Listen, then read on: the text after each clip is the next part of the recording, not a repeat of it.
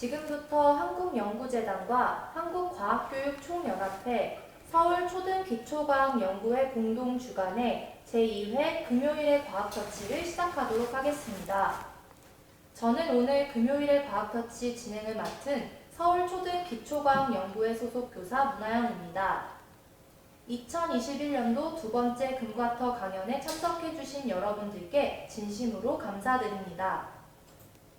강연과 관련하여 궁금하신 사항이 생기면 실시간 댓글로 남겨주시면 됩니다. 강연이 모두 끝난 후 몇 가지 질문을 뽑아 박사님께서 답변해 주시겠습니다. 그럼 극지과학자가 들려주는 해양탄소순환 이야기라는 주제로 서울대학교 김민경 박사님의 강연을 시작하겠습니다. 김민경 박사님께서는 해양화학을 전공하시고 스위스 연방공과대학교에서 연구원으로 계시다가 현재 서울대학교 해양연구소에 재직 중이십니다. 김민경 박사님을 큰 박수로 맞이해 주시기 바랍니다. 네, 안녕하세요. 소개해 주셔서 감사합니다. 김민경입니다. 오늘 제가 준비한 주제는 극지과학자가 들려주는 해양탄소순환 이야기인데 주로 제가 박사 과정 동안 연구했던 해역인 서남극 아문제네에서의 현재와 과거 유기탄소 순환에 관한 내용을 다룰 예정입니다. 제가 평소에 다른 과학자분들하고 강연을 하거나 톡을 할 때와 달리 이 유튜브 채널이 일반 분들과 학생분들이 많이 듣고 계시는 걸로 알고 있어서 조금 쉬운 내용 위주로 준비를 했고요. 그리고 제가 학생 때 궁금했던 점들이었던 특히 해양학자나 지구과학자들이 어떤 식으로 연구를 수행하고 시료 채취는 어떻게 하는지 이런 것들에 대해서 간단히나마 소개를 해드리는 시간을 갖고자 그런 방향으로 PPT를 준비를 해봤습니다. 말씀드린 대로 저는 해양학을 전공을 하고 있고요. 먼저 해양을 연구하기 위해서는 바다로 직접 나가서 시료 채취를 해오는데요. 저 같은 경우는 2012년, 14년, 그리고 18년 총 3번의 남극 크루즈에 참여해서 아문제네에 다녀왔고요. 그 외에도 한국에서 해양학을 연구하다 보니까 동해 쪽을 연구하는 항해에도 다수 참여한 경험이 있습니다. 이렇게 해양에 나가게 되면은 저는 해수라든지 침강 입자, 플랑크톤, 퇴적물, 얼음 이런 다양한 시료들을 채취하고 이런 시료들을 실험실로 가지고 와서 분석하는 등의 일을 했고요. 사실 제가 해양학을 하면서 정말 만족하고 즐거워하는 것들 중에 하나가 다양한 국제활동에 참여할 수 있는 기회를 많이 얻는다는 점인데 이 부분에 대해서는 한 칸 더 뒤에 슬라이드에서 조금 더 자세히 설명을 드릴게요. 그냥 이렇게 들으시기에 대학원생이 그러면 어디서 돈이 나와서 이렇게 시료 채취도 하고 배도 타러 다니고 다양한 국제활동에 참여를 하는지 궁금하실 수도 있는데 그런 점에 있어서 저는 한국연구재단의 지원을 굉장히 많이 받고 감사히 연구를 수행할 수 있었는데요. 예를 들어 박사과정을 시작하면서 글로벌 박사 펠로우십이라는 연구재단의 과제를 수행함으로써 3년 정도 연구비를 지원받았고 그 외에도 한스위스 박사과정생 연수 사업을 통해서 스위스 연방공과대학교에 방문 연수를 할 수 있는 기회를 얻기도 했습니다. 졸업 후에도 국내외 박사과정생 연수 사업이라든지 한스위스 MOU 연수 사업 등을 통해서 현재도 지원을 받고 있고 많은 연구를 함께 해오고 있습니다. 이렇게 한국연구재단에서 어린 과학자들을 지원해주는 프로그램을 통해서 저는 지원서를 작성하고 연구를 약간 주도적으로 할 수 있는 그런 것들을 배우게 됐고요. 그런 걸 바탕으로 현재는 스위스 FCS나 스위스 연구재단 쪽에서도 과제를 선정받아서 수행을 하는 등 다양하게 연구과제를 지원을 받고 있습니다.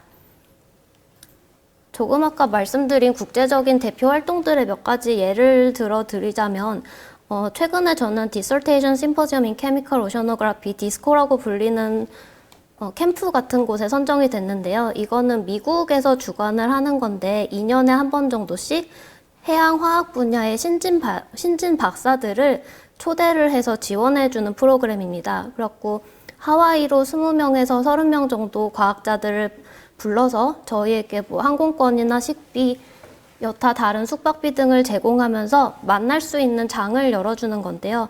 이런 곳에서 저희에게 바라는 거는 그냥 열심히 연구하는 신진 과학자들이 서로를 알고 서로 어떤 연구를 하는지 교류를 하고 인맥을 쌓음으로써 몇십 년 후에 저희가 좀 더 큰 과학자가 되었을 때 서로 국제 교류라든지 다양한 연구를 함께 진행해 나갈 수 있는 기반을 다지고자 하는 그런 목적을 갖고 있고요. 그 외에도 최근에 스카라는 펠로우십에 선정이 됐는데 이것 같은 경우는 한 해에 전 세계에서 3명에서 4명 정도 선정을 하는 프로그램이에요. 주로 남극해를 연구하는 젊은 과학자들을 도와주는 프로그램인데 특히 저는 이번에 한국인 최초로 선정이 되어서 연구소에서 굉장히 많이 축하를 받기도 했었는데요. 이런 기회들도 전부 그냥 제가 열심히 하고 싶은 공부를 하기만 해도 자유롭게 주어지는 그런 기회들이기 때문에 지구과학에 대해서 별로 매력을 못 느끼셨거나 잘 모르셨던 분들이 사실은 그런 잘 모르셨던 분들이 오늘 제 강연을 통해서 되게 여러 가지 경험을 쌓을 수 있고 여러 가지 활동들을 할 수 있구나, 재미있는 학문이구나 이런 것들을 조금 아셨으면 싶어서 준비를 해봤습니다. 그러면 제가 어떤 것들을 연구를 하는지 조금 소개를 해드려 볼게요. 제가 해양의 탄소순환에 대해 연구를 하는데 이것을 소개하기에 앞서 그러면 지구 탄소순환에 대해서 살짝 언급을 해볼게요. 저희 지구가 암석권, 수권, 대기권, 생물권 이렇게 여러 가지 시스템으로 구성이 돼 있고 이런 시스템들은 각자 닫혀있는 개가 아니라 서로서로 물질이나 에너지를 교환하는 열린 시스템인데요. 특히 요즘에 대기 중에 이산화탄소 가스 농도가 높아지고 그러면서 지구온난화가 가속되기 시작하면서 해양의 탄소 저장고로서의 역할이 굉장히 크게 대두가 되고 있습니다. 특히 대기와 해양 간의 이산화탄소 교환은 여러 가지 기작을 통해서 나타나는데 제가 중점적으로 연구를 하는 것은 그 중에 바이올로지컬 카본 펌프, 바이올로지컬 펌프라고 불리는 이 기작이에요. 바이올로지가 생물이라는 뜻이니까 이 기작은 생물 활동에 의해서 탄소가 대기에서부터 해양으로 이동하는 그런 기작을 얘기하는데요.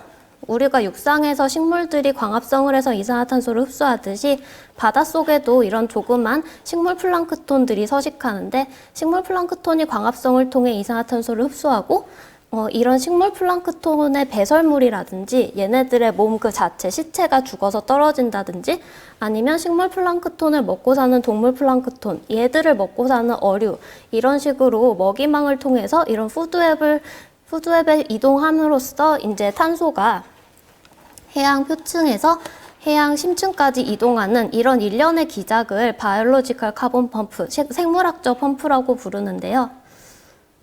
이 생물학적 펌프 기작에서 제가 연구하는 부분은 이렇게 만들어진 입자상의 유기탄소가 과연 얼마나 많이 떨어지고 어떤 종류의 물질들이 떨어지는지, 최종적으로는 얼마나 퇴적되는지, 그리고 이런 기작에는 어떤 환경적 요인들이 영향을 미치는지 이런 부분들입니다.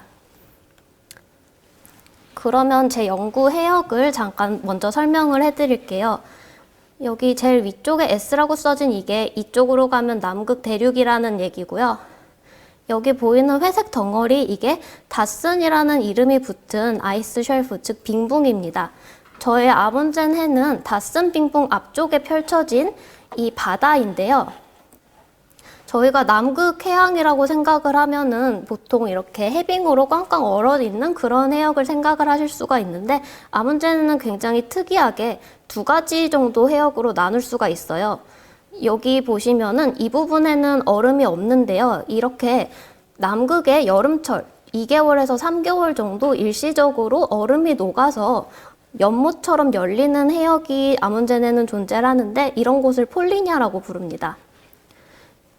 얼음이 얼어있을 때 비해서 이렇게 오픈 오션, 즉 물이 존재를 하게 되면은 아무래도 햇빛도 많이 들어올 수 있고 얼음이 녹음으로써 여러 가지 영양염들이 나오기 때문에 플랑크톤들이 먹고 살기 훨씬 좋은 환경이에요. 그래서 이렇게 폴리냐가 형성이 되게 되면 제가 여기 초록색으로 표시를 해놨듯이 1차 생산을 하는 식물 플랑크톤들이 대번성을 하면서 굉장히 많이 살게 되고 그러면서 이 폴리냐 해역에 탄소 저장고로서의 역할이 좀 대두가 되고 있습니다. 그래서 이 아문젠 해는 크게 폴리냐와 해빙에 덮인 해역 이렇게 둘로 나눌 수가 있고요. 이곳에서 저는 아까도 말씀드렸듯이 침강하는 유기탄소를 수층에서 잡는 것을 연구하기 위해서 여기 보이시면 아이스크림 콘처럼 생긴 노란색 깔때기 같은 게 있는데 얘네들을 퇴적물 트랩이라고 부르거든요. 저는 바닷속에 퇴적물 트랩을 계류하고 이 트랩을 이용해서 침강하는 입자들을 잡아서 이것들을 분석하고 해석하는 그런 연구를 해왔습니다. 여기에서 나아가서 여기 이렇게 흰색으로 표시를 한 것들은 퇴적물을 채취한 흔적들인데 이렇게 침강하는 입자들이 현재의 유기탄소 순환에 대한 아이디어를 준다면 이렇게 퇴적물을 연구한다는 것은 이미 퇴적돼 있는 퇴적물들로부터 정보를 얻는 것이기 때문에 과거 유기탄소 순환에 대해서 이해를 할 수 있는 그런 도구입니다. 그러면 이제 제가 가서 직접 샘플링을 하고 사진을 찍었던 것들 그리고 배 위에서 생활했던 것들을 조금 보여드리도록 하겠습니다. 지금 이렇게 이게 우리나라 쇠빙선 아라오노이고요. 아라오노 앞쪽으로 보이는 이 하얀색 거대한 덩어리가 아까 제 사진 여기에서 보셨던 다스나이스 쉘프입니다.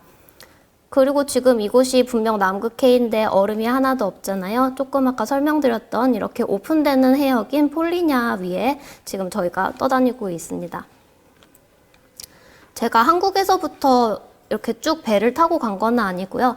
연구를 하기 위해서 일단 한국에서 뉴질랜드의 크라이스트처치라는 곳까지 비행기로 이동을 한 후에 크라이스트처치에 리틀톤이라는 작은 항구가 있는데 거기에서 쇠빙선을 타고 아문제네까지 가서 연구를 수행을 합니다. 여기가 그 리틀톤 항에서의 모습인데 네, 이곳에서 저희가 사람들도 타고 내리기도 하고 항해를 적어도 2달, 3달 정도 지속하기 때문에 먹을 것도 싫고 그런 것들을 하는 모습이고요. 아라오노가 출항을 하면은 극지연구소 홈페이지에 이 배가 어디쯤에 위치하고 있고 어떤 속력으로 어디로 향하고 있는지 이런 정보가 실시간으로 떠 있기 때문에 궁금하신 분들은 이런 곳 찾아보셔도 재밌으실 거예요. 그리고 아까 말씀드렸듯이 거의 2-3달 동안 대부분 배 위에서 생활을 하기 때문에 배에 거의 모든 것들이 갖추어져 있는데 이건 역시 극지연구소 홈페이지에서 보실 수 있지만 오늘 제가 1층 메인덱이라고 불리는 1층 배 위에 어떤 방들이 있는지 그냥 사진을 조금 가져와 봤는데요. 사실 저는 해양학을 하고 있기는 하지만 해양학 또는 지구과학이라는 게 물리, 화학, 생물을 모두 통합하는 여러 분야의 전문가들이 해양을 연구하는 그런 분야이기 때문에 어떻게 보면 사실 서로 이 사람이 뭘 연구하는지에 대해서 깊게 알지는 못하는데요. 그래서 특히 저희는 일정 양의 시료를 나눠 써야 되고 그런 상황이 많은 배 위에서 굉장히 많이 회의를 하는 편입니다. 그래서 1층 덱에는 이렇게 컴퓨터나 칠판 같은 게 연결돼 있어서 같이 연구 항해를 가는 과학자들끼리 이런저런 교류를 하고 내가 연구하는 게 뭔지 이렇게 발표를 하기도 하고요. 그리고 그 외에 대부분은 이런 웨트랩으로 되어 있는데 먼저 저희가 배가 많이 흔들리는 편이기 때문에 이런 기기들이 흔들리지 않도록 잘 이렇게 차곡차곡 쌓아놓기도 하고요. 여기 책상 위에 보시면 동그란 핀 같은 게 보이는데 이게 비싼 기기들이다 보니까 배가 흔들려서 넘어지거나 그러면은 위험하기 때문에 이렇게 좀 잘 묶어둘 수 있는 그런 것들이 곳곳에 있는 편입니다. 여기도 분석을 위주로 하는 실험실이고요. 또 저희처럼 이렇게 직접 시료를 채취해서 분석하는 사람들 뿐만 아니라 인공위성이나 지진파 이런 부분 탐사를 하는 분들도 많이 타시기 때문에 그런 분들을 위한 컴퓨터가 있는 실험실도 배 위에 세팅이 되어 있습니다.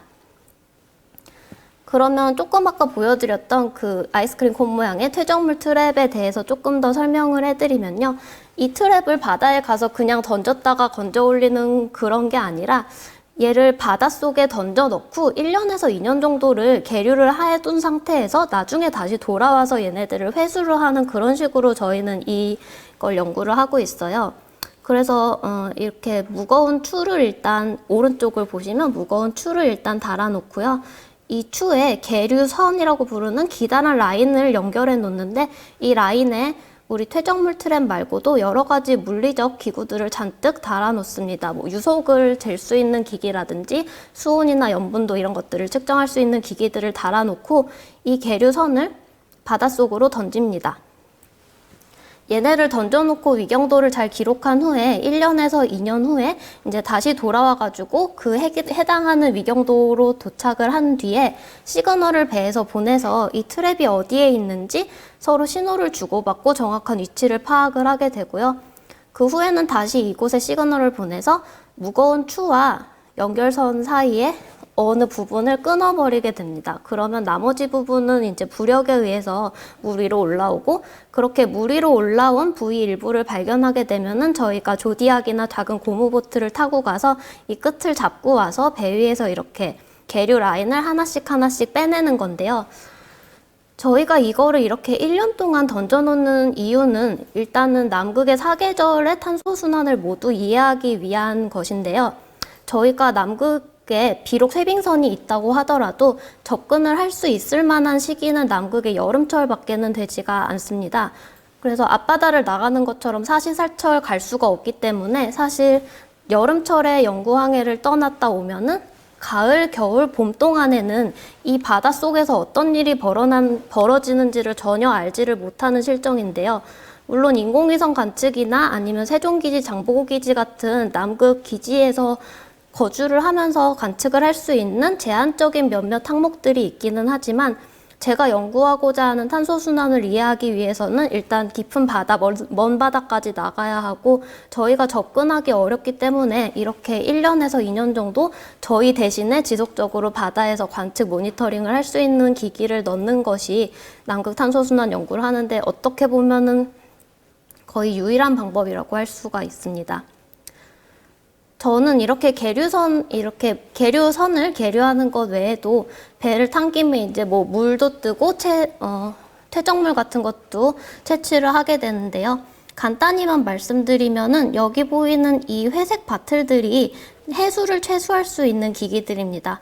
그래서 여기 위랑 아래쪽에 꼭지가 열려진 상태에서 이 기구를 물속으로 천천히 넣으면은 이 아래쪽에 연결된 물리적 기기가 있는데 여기에서 수온이나 염분도 같은 거를 실시간으로 저희가 체크를 할 수 있도록 이제 체크를 할 수가 있습니다. 그래서 그런 수온이나 염분의 변화는 깊이를 기준으로 원하는 깊이에서 이 열려져 있던 뚜껑을 닫음으로써 각각 서로 다른 수심에서 해수를 채수할 수가 있는 건데요.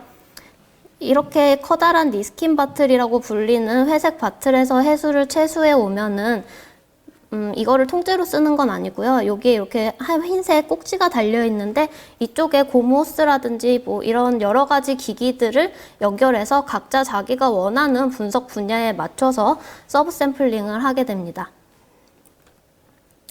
그리고 해수 외에 방금 말씀드렸던 퇴적물을 채취하는 기기에 대해서도 조금 설명을 드리면요. 저는 여기 가운데 있는 도구를 가장 많이 사용하는데 박스코어라고 불리는 도구예요.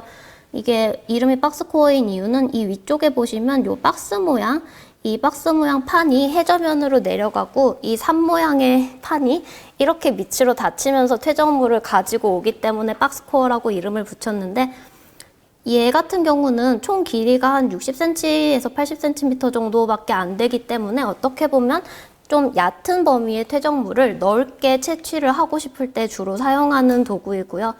물론 저는 이 정도 도구를 가지고 연구를 충분히 하긴 하지만 같이 크루즈에 갔던 지질학 쪽을 연구하시는 분들은 이것보다 좀 더 과거에 일어났던 일들에 대해서 궁금하셨기 때문에 중력 코어나 피스톤 코어 여러 가지 종류가 있는데 이런 중력 코어 같은 거를 사용해 가지고도 샘플링을 하셨어요. 이거 같은 경우 한 60cm 정도 퇴적물을 얻는다면 이런 중력 코어를 가지고는 아문제 내에서 한 2m 정도까지 그 정도 깊이에 이르는 퇴적물을 채취를 하기도 했습니다. 그러면 어차피 한 해역에서 채취를 하는데 이게 여러 군데에 따라서 많이 다른지에 대해서 저도 처음엔 좀 궁금했는데 왼쪽을 보시면 이게 전부 다 아문젠 해역에서 채취한 퇴적물들이에요. 굉장히 다르다는 거를 그냥 육안으로도 확인을 하실 수 있는데요. 이렇게 커다란 돌들이 나오기도 하고 뭔지 모를 이런 까만 돌덩어리들이 가득한 곳도 있는 반면에 이렇게 아래쪽으로 내려갈수록 이곳들은 입자가 굉장히 작아지고 색깔도 좀 다르고 그렇게 좀 많은 차이를 보입니다. 크게 두 가지 차이점이 있다면 여기 이렇게 좀 조립질에 여러 가지 암석들이 섞여 있는 이런 퇴적물이 해빙역, 아까 해빙에 덮여 있는 그런 해역에서 주로 채취가 됐고요. 이렇게 좀 큰 알갱이들이 없이 작은 입자로 가득한 퇴적물들은 폴리냐 내부, 아까 이렇게 연못처럼 열리는 그곳에서 주로 채취가 됐습니다. 이렇게 일만 하는 건 아니고 저희가 주로 남극의 여름철에 크루즈를 나가다 보니까 우리나라랑 계절이 반대잖아요. 그래서 한국의 겨울, 특히 크리스마스나 새해 첫날 이런 날들하고 겹치는 경우가 많았어요. 그래서 그럴 때 저희끼리 그냥 배 위에서 파티를 하기도 하고 트리를 세워놓기도 하고 또 오랫동안 갇혀 있다 보니까 아무래도 많이 살도 찌고 그래서 헬스장도 안에 좀 설치가 돼 있고 그런 식으로 배 위에서 굉장히 즐겁게 보내곤 합니다. 이거는 제가 남극에서 찍은 영상인데 남극을 다녀오면 다들 펭귄 봤냐고 그런 질문들을 많이 하더라고요. 그래서 찍은 거를 조금 준비를 해봤습니다.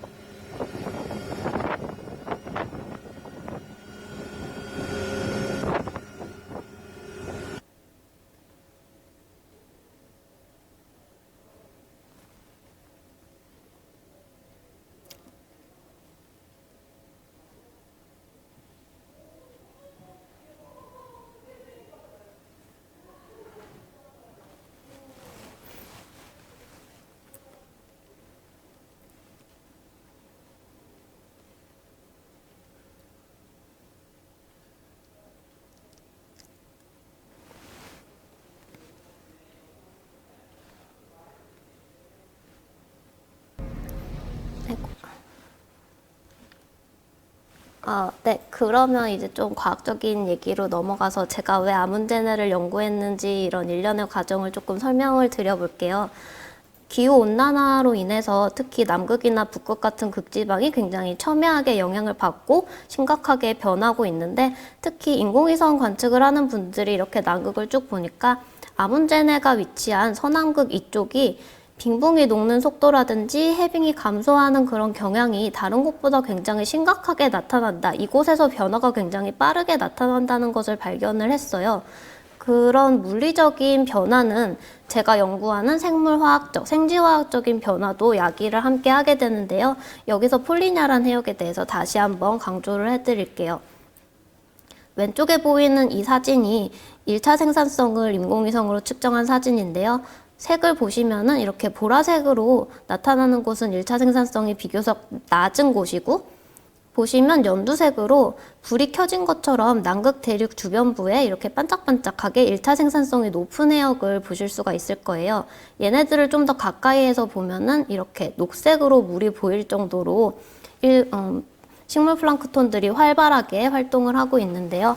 이런 곳들이 남극 주변의 폴리냐입니다.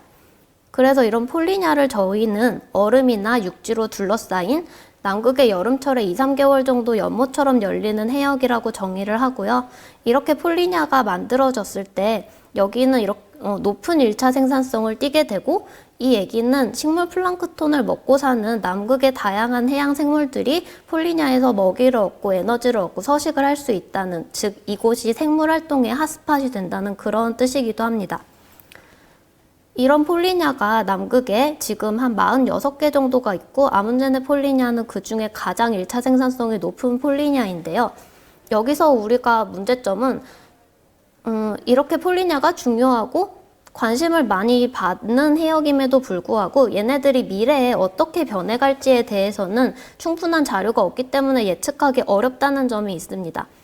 예를 들어서 폴리냐가 앞으로 기후온난화가 계속된다면 점점 더 넓어지고 그 수가 많아지고 1차 생산성이 더 커질지 아니면 얘네들이 자신만의 고유한 성질을 잃어버리고 보통의 남극 해역처럼 이렇게 1차 생산성이 낮은 해역으로 변해가 버릴지 이런 것들에 대해서는 정보가 부족한 실정이고 저희가 미래를 잘 예측하기 위해서는 현재와 과거를 잘 이해를 해야 되잖아요. 그래서 그런 목적에서 저의 연구는 시작이 됐습니다. 이런 높은 1차 생산이 바닷속으로 그대로 이동이 되는지 침강하는 입자들의 양이 높은 1차 생산성만큼이나 많은지 같은 것들을 파악하기 위해서 아까 말씀드렸던 퇴적물 트랩을 이용한 연구를 수행을 했고요. 그래서 이렇게 1년 동안 넣어놨던 퇴적물 트랩에서 어떤 시료를 어떤 식으로 얻는지, 어떤 연구를 하는지를 좀 더 자세히 말씀을 드려보겠습니다. 제가 이 퇴적물 트랩을 1, 2년 정도 물속에 담궈놨다가 꺼낸다고 말씀을 드렸는데, 그러면 1, 2년 동안에 이거를 침강하는 입자를 모두 한 병에 담느냐? 그것이 아니라 이거를 시간 순서대로 나누어서 샘플링을 하게 된, 샘플 채취를 하게 되는데요. 이 트랩을 자세히 보시면 콘 아래쪽에 이렇게 까만색 트레이, 접시가 붙어 있고요. 이 접시 아래쪽에는 또 조그만한 바틀들이 잔뜩 달려 있어요. 그리고 여기 보시면 12, 13, 14 이렇게 숫자를 써놨는데요. 이게 예를 들어서 제가 1월 1일에 퇴적물 트랩을 바다에 던졌으면은 1번 바틀부터 시작을 하도록 디자인을 합니다. 1월 1일부터 예를 들어서 10일 동안 시료 채취를 한다 그러면 1번 바틀에는 1월 1일에서 1월 10일까지의 시료가 담기게 되고, 이 날짜가 되면은 이 검정색 트레이가 자동으로 회전을 하도록 세팅을 해놔요. 그러면은 2번 바틀에 이제 1월 11일부터 뭐 예를 들어 1월 30일까지 샘플링을 하고, 이런 식으로 1, 2, 3, 4번이 시간에 따라서 침강 입자가 담기게 되고요.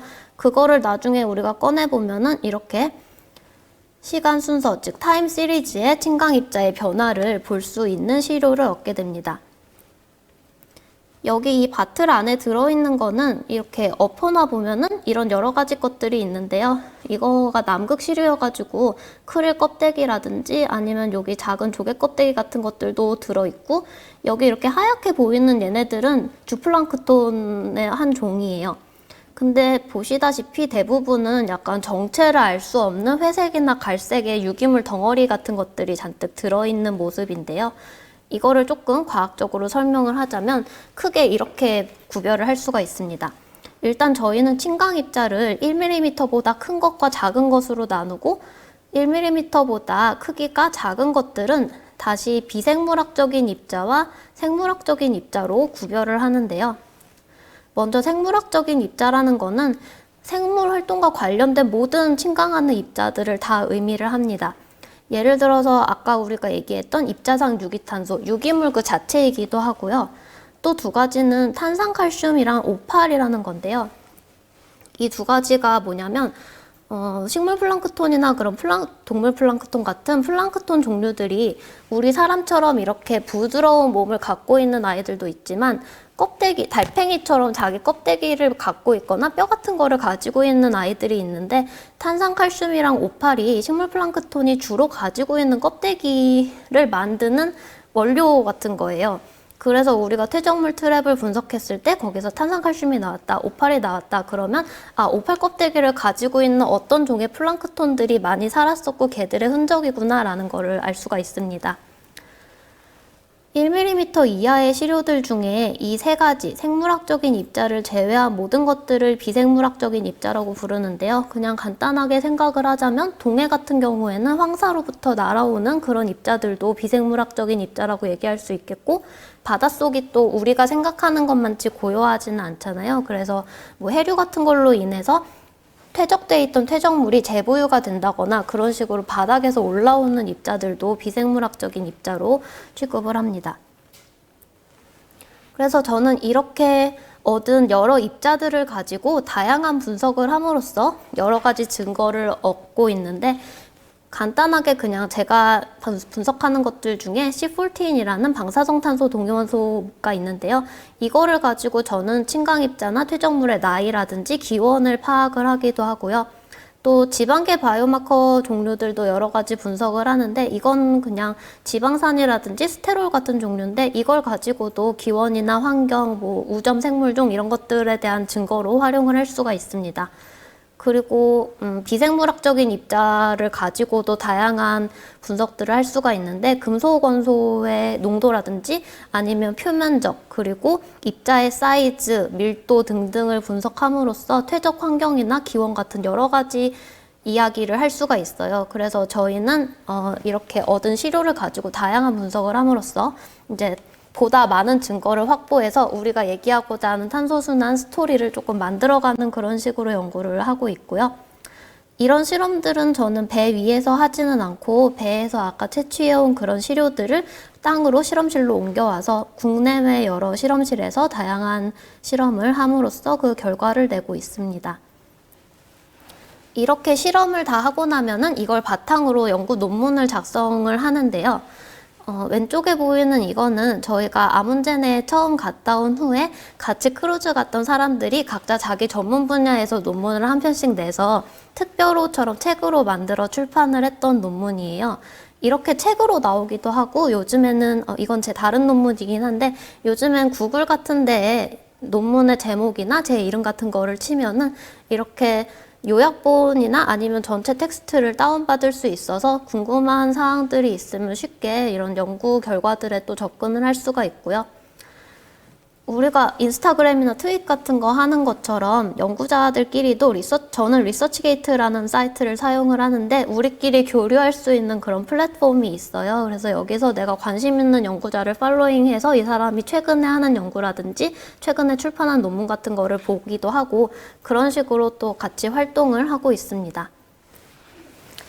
그러면 제가 실제로 논문에 썼던 그래프나 결과값들을 살짝 소개를 해드리면서 어떤 연구를 했는지 그리고 이로 그 연구를 통해서 또 추가 연구를 어떻게 수행을 했는지 같은 것들을 조금 말씀을 드릴게요.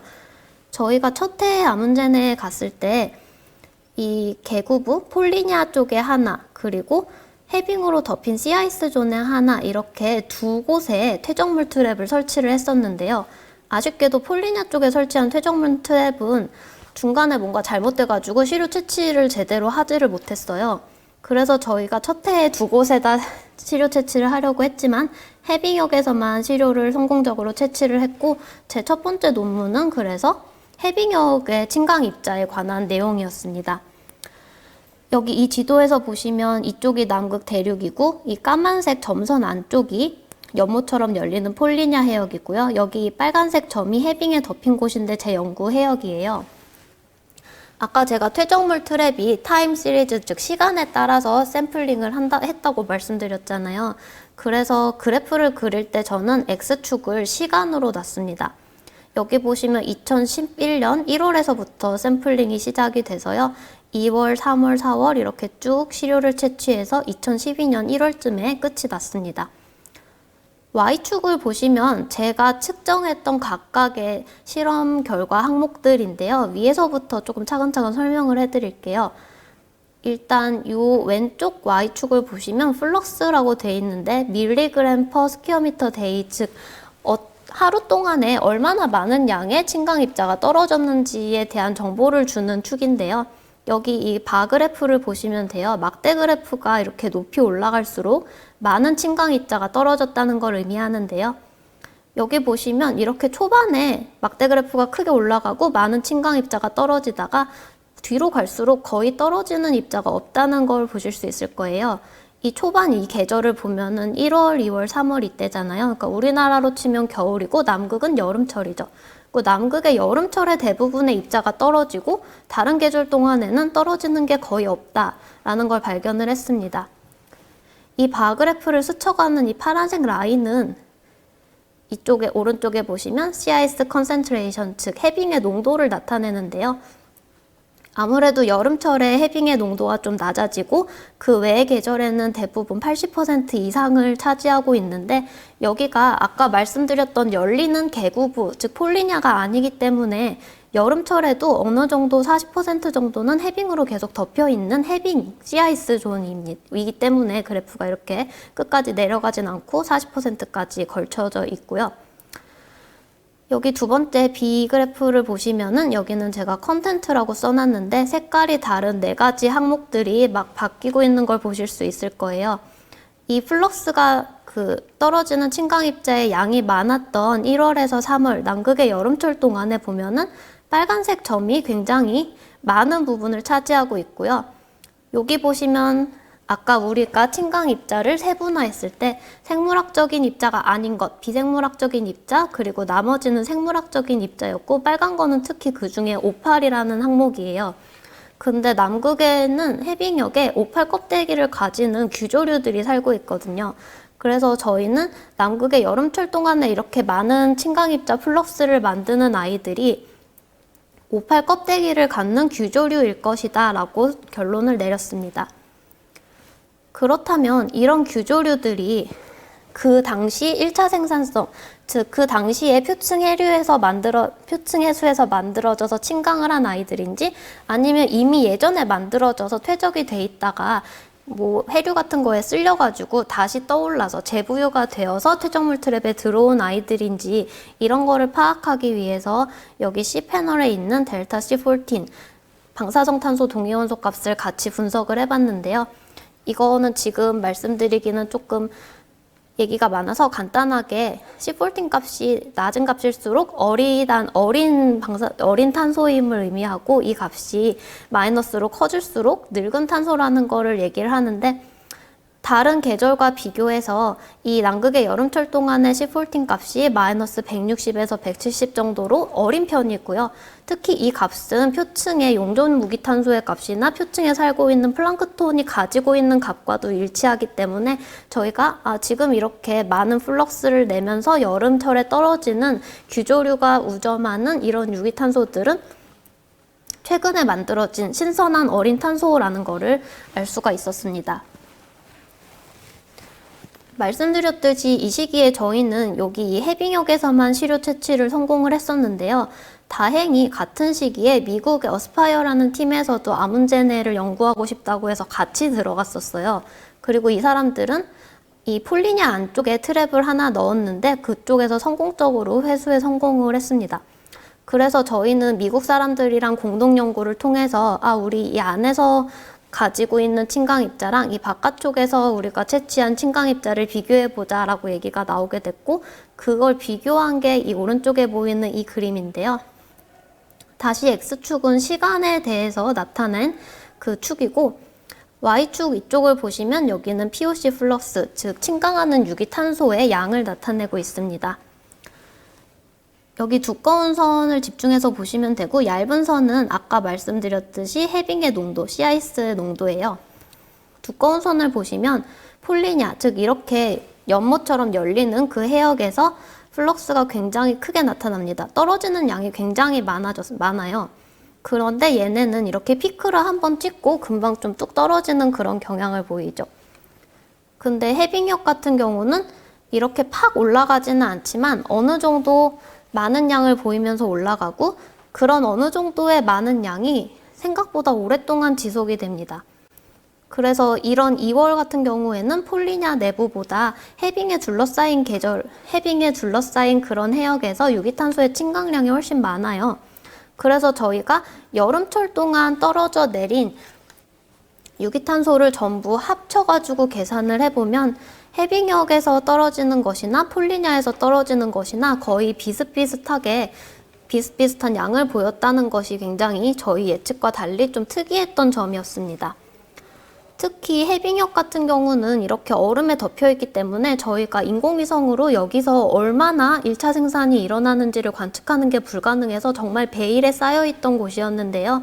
그런 곳에서 폴리냐만큼이나 많은 유기탄소가 떨어진다는 것을 밝혀냄으로써 저희는 남극해에서 탄소 순환을 이해하려면은 이렇게 폴리냐를 연구하는 것도 중요하지만 폴리냐 외에 우리가 잘 알지 못하는 해빙역에 덮여있는 해역에서의 유기탄소 순환도 중요하게 고려를 해야 된다라는 것을 이 논문을 통해서 좀 제시를 했습니다.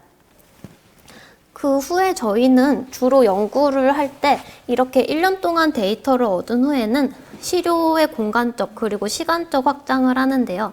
예를 들어서 저희 같은 경우는 첫 해에 이렇게 씨아이스존 해빙역에서만 시료 채취에 성공을 했다면 두 번째 해에 같은 곳에서 계속 연구를 진행함으로써 해빙역뿐만 아니라 폴리냐 계구부 내부에서도 그리고 여기도 좀 특이할 것 같아서 여기도 트랩을 넣었어요. 이 다슨 아이스쉘프 바로 앞쪽에서도 시료를 채취하는 등 처음에는 이곳에 대해서만 알다가 이제 점점 이해의 범위를 넓혀갔습니다. 그리고 해빙역에서는 특히 3년에 걸쳐서 시료를 얻을 수 있었기 때문에 시간적으로도 그 이해를 확장해보고자 했는데요. 예를 들어서 여기 이 그래프에서는 제가 3년을 이렇게 쭉 세워놓은 게 아니라 같은 달에 해당되는 것들을 모두 합쳐서 그려봤습니다. 그래서 여기 까만 그래프가 첫 해, 그리고 빨간색 그래프가 두 번째 해, 파란색 그래프가 세 번째 해에 떨어진 침강입자 양인데요. 그냥 한눈에 보시기에도 굉장히 한 곳에서 채취를 한 퇴적물인데 들쭉날쭉하고 무슨 일관된 그런 모습을 보이지를 않습니다.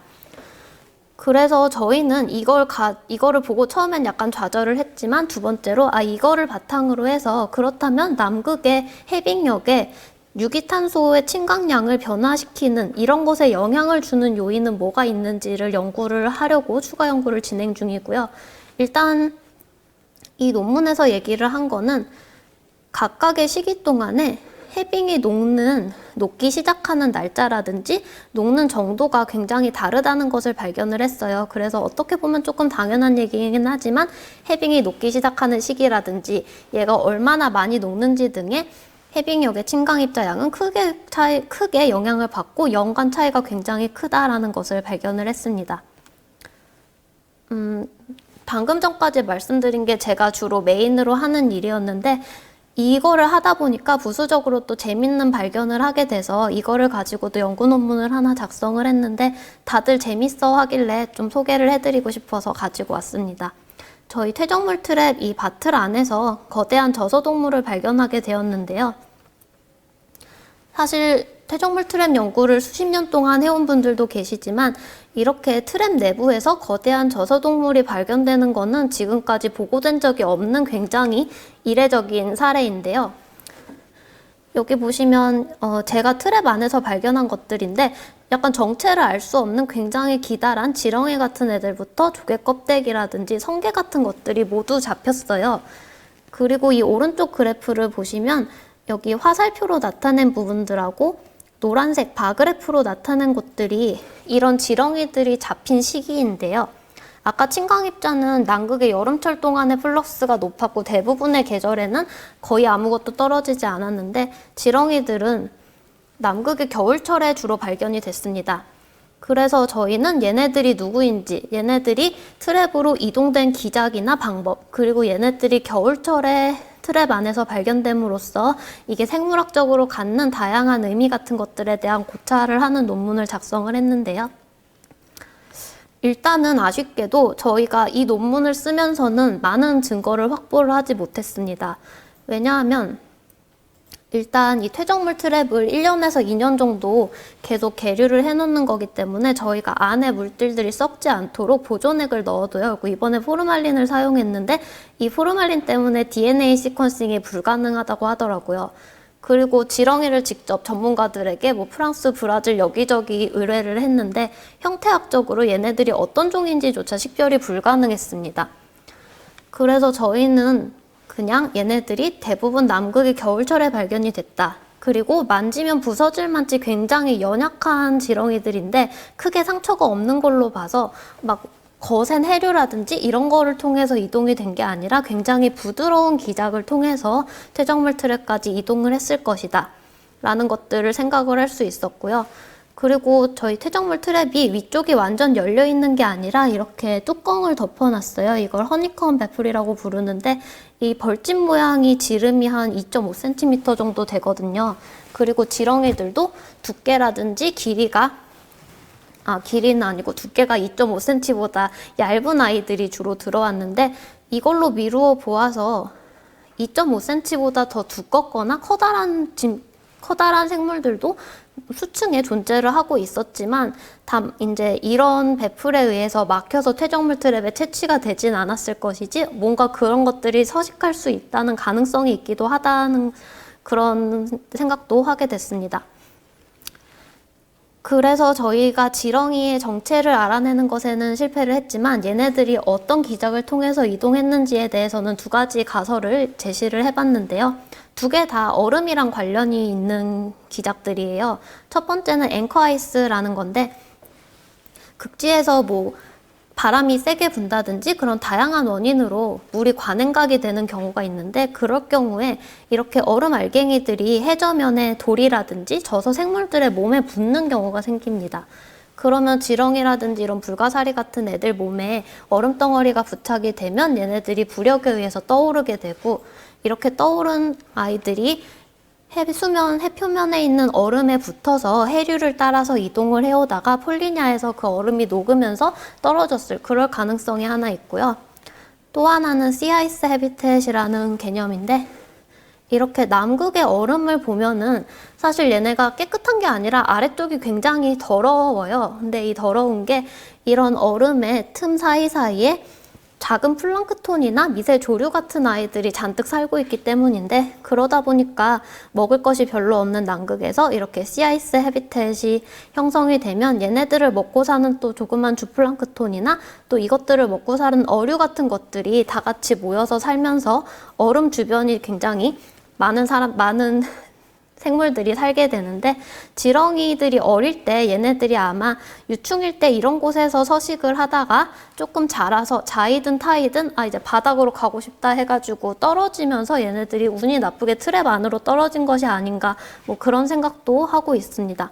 근데 이 두 가지 전부 저희가 남극의 겨울철에 아문젠 해역에 가서 직접 관측을 하거나 이런 것들을 따라다니면서 체크를 할 수가 없었기 때문에 그냥 저희가 여러 논문들을 읽어보고 이런저런 가설이 있고 우리 생각엔 이런 것 같다 정도로 제시를 하는 걸로 이 논문은 마무리를 한 상태였습니다.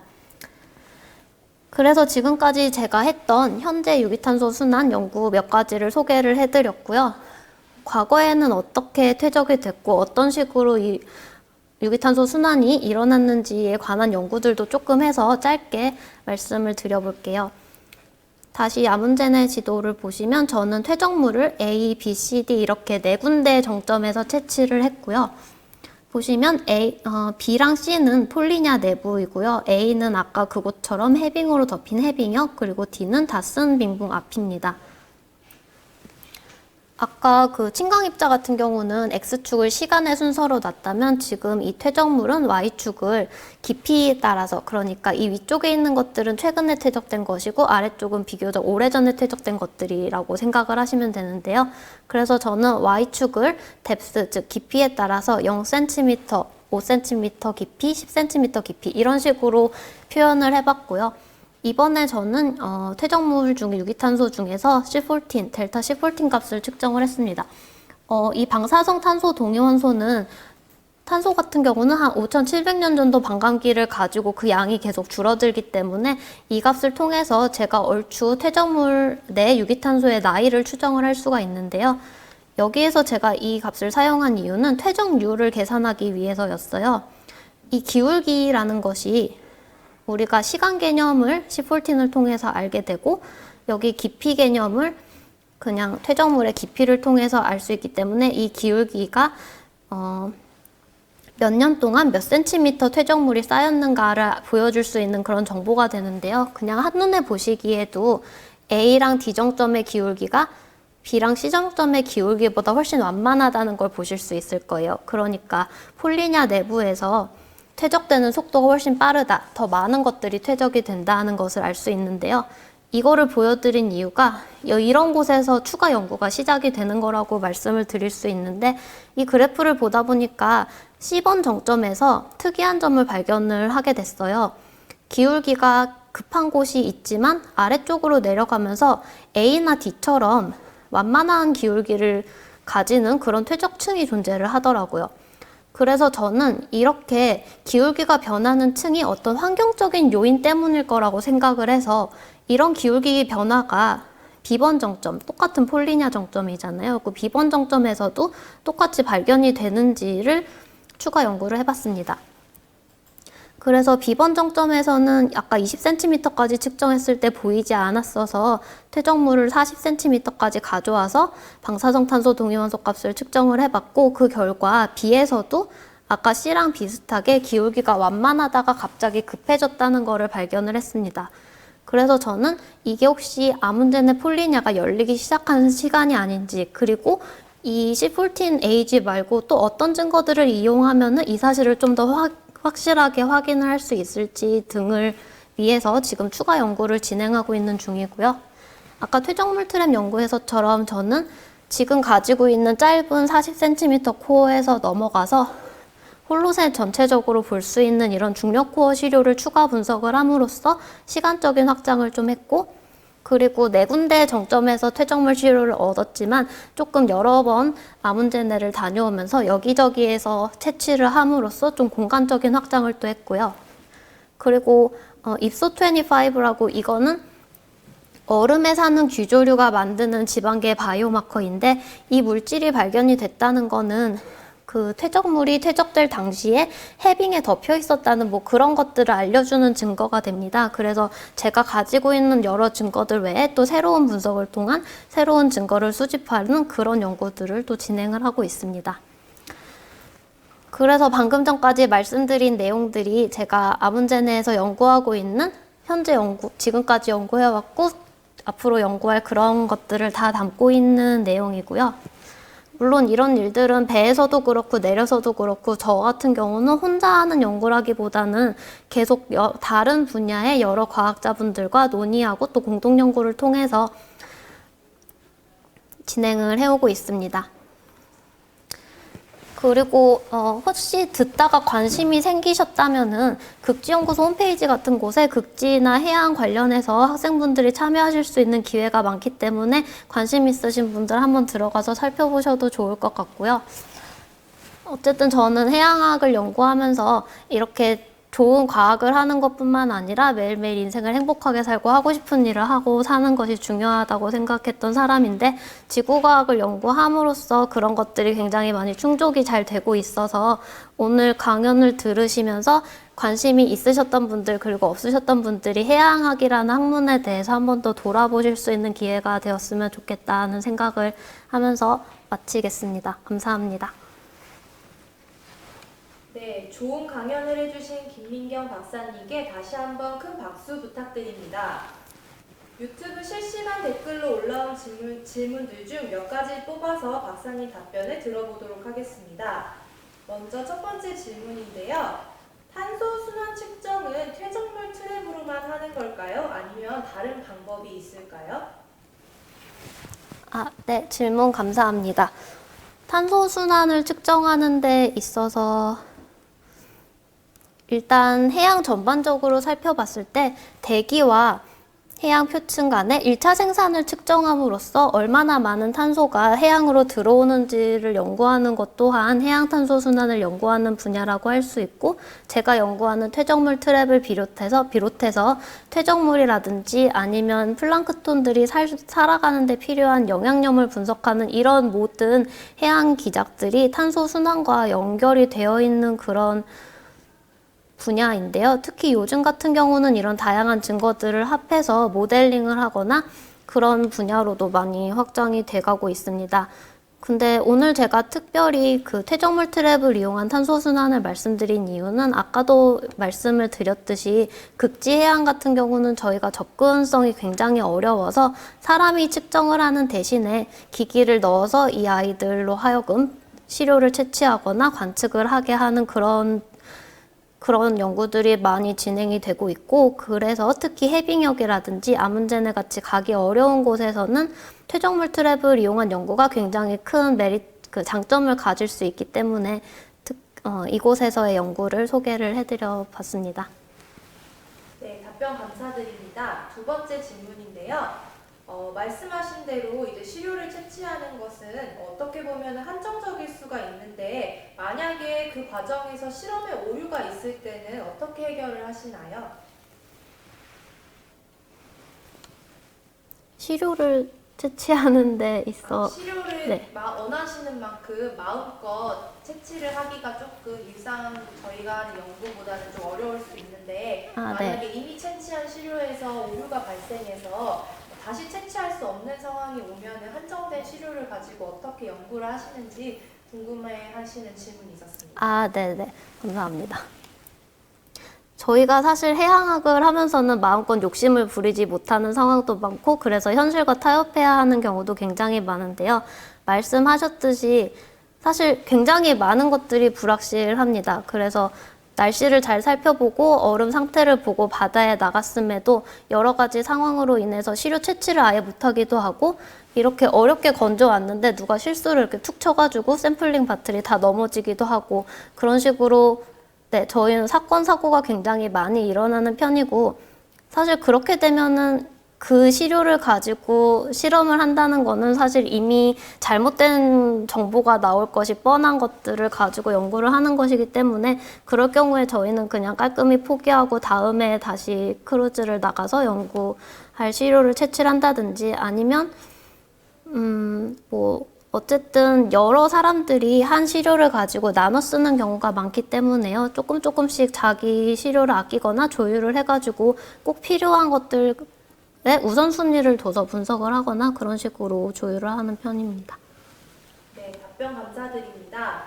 이제 마지막 질문을 두 분이 질문하신 거를 같이 질문 드릴 건데요. 우리나라의 쉐빙선이 많은 편인지 여쭤보셨고요. 그 다음 우리나라의 해양학 수준은 다른 나라와 비교해서 세계에서 어느 정도 수준인지 궁금하다고 하셨습니다. 네. 일단 제가 스위스에서도 잠시 있어봤고 해외 다른 과학자들과 얘기를 해보면서 굉장히 프라이드를 느꼈던 부분인데요. 우리나라는 세계적으로 쇠빙선을 보유하고 있는 나라가 별로 많지 않습니다. 그리고 우리나라처럼 거의 매년 남극, 북극을 오가면서 연구를 하는 그런 나라도 많지 않아요. 그래서 저 같은 경우도 아문제네 연구를 하면서 미국에 있던 다른 친구가 너네 이렇게 맨날 나가가지고 배를 타고 시료를 채취해오는 게 부럽다고 얘기를 할 정도로 저희 나라의 해양학, 특히 극지과학은 굉장히 많이 발달해 있고 전 세계적으로도 꽤 높은 수준이라고 생각을 합니다. 거의 매년 극지연구소가 주관을 해서 극지 심포지엄을 열기도 하고 그럴 때마다 많은 과학자들이 참여하기도 하고요. 아문제네에 갈 때도 저희 쇠빙선 안에 여러 다른 나라 과학자들이 같이 2명, 3명 정도 참석을 해서 저희 배를 얻어 타고 같이 가서 분석을 하고 시료 채취를 할 만치 저희가 조금 많이 앞서 나가고 있는 실정인데요. 다만 해양학의 연구 수준을 본다면 아무래도 그런 곳에 대한 지원이 일찍이 이루어졌던 미국이나 유럽 다른 나라들에 비해서 비록 시작점은 느렸지만 저희가 이제는 해양학을 연구하는 학생들이라든지 한국연구재단에서도 그렇고 나라에서 여러 가지 지원들을 많이 해주고 있는 상황이기 때문에 지금도 그렇고 앞으로도 해양학 연구 수준은 꾸준히 발전을 해나갈 수 있을 거라고 생각을 합니다.